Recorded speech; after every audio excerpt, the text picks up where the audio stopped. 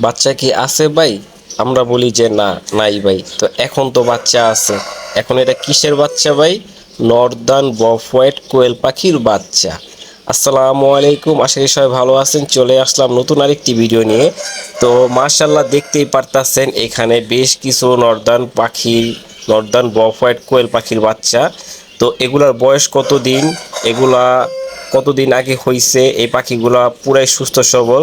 তো অনেকেই নর্দার্ন বফওয়েট পাখির বাচ্চা আপনারা ঠিক মতো করতে পারতেছেন না।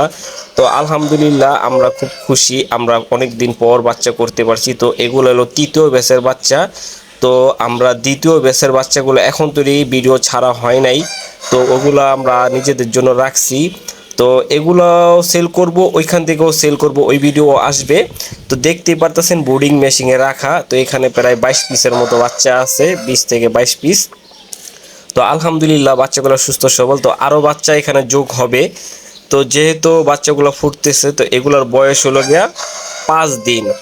এগুলোর বয়স কয়দিন? 5 দিন। তো আলহামদুলিল্লাহ, তো নর্দার্ন বফ হোয়াইট কোয়েল পাখির বাচ্চা আমার কাছে পর্যাপ্ত পরিমাণ আছে। যেহেতু 4 মাস বয়সের আছে, 2 মাস বয়সের আছে, আর এগুলা মাত্র 5 দিন বয়সের বাচ্চা। তো কেউ যদি নিতে চান, অবশ্যই ডিসপ্লেতে যে নাম্বারটা দেখতেছেন এই নাম্বারে ইমো হোয়াটসঅ্যাপ দুটোটাই আছে, অবশ্যই এই নাম্বারে যোগাযোগ করবেন। আর অবশ্যই আমার নাম্বারটা দেওয়া থাকবে ডিসক্রিপশন বক্সে, তো অবশ্যই সেই নাম্বারে যোগাযোগ করতে পারেন। আর অবশ্যই কমেন্ট করতে ভুলবেন না। তো আমি এগুলা দেখাইতাছি, দেখেন boarding machine light on of হইতাছে, যেহেতু এখন বাচ্চাগুলো সুস্থ সবল। তো বাচ্চাগুলোর ভিডিও করা হচ্ছে এই কারণেই, যেহেতু আমরা দ্বিতীয় ব্যাচের বাচ্চাগুলো এখন থেকে কাউকে দেখাই নাই, যেহেতু প্রথম ব্যাচের বাচ্চা আমরা বড় করে তারপরে ছাড়ছি। দেখাই নাই এই কারণেই, কারণ এই পাখিগুলো খুব হার্ড। এই পাখিগুলোর ডিম ফুটতে কমসে কম 28 দিন লাগে। তো অন্য অন্য পাখির চেয়ে পাখিরা খুবই হার্ড একটি পাখি। তো পাখিটা যেমন হার্ড, ওদের বাচ্চাগুলো ফুটতে একটু সময় লাগে।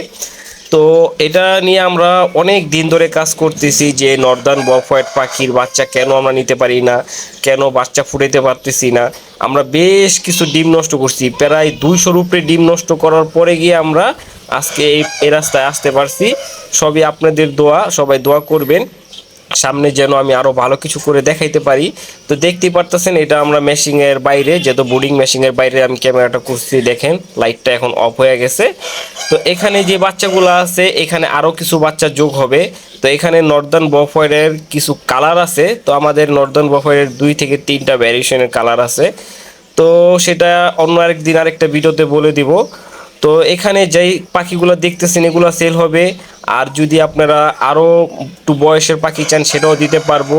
আর যদি কোন 4 মাস 5 মাস বয়সে সেটাও দিতে পারবো।